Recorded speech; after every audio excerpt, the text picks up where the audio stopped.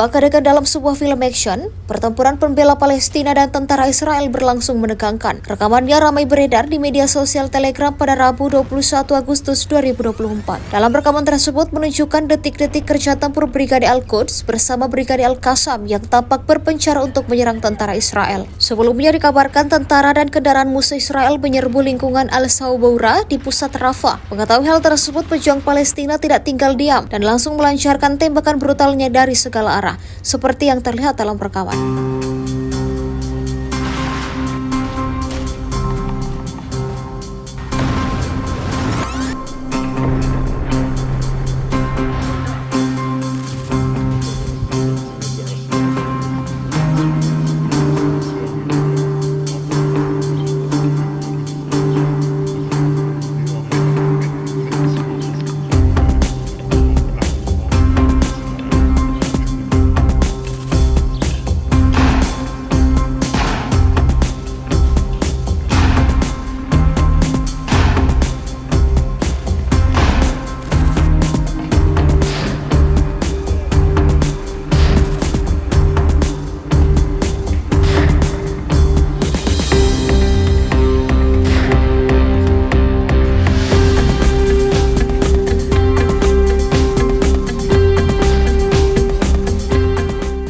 Download Tribun X sekarang, menghadirkan lokal menjadi Indonesia.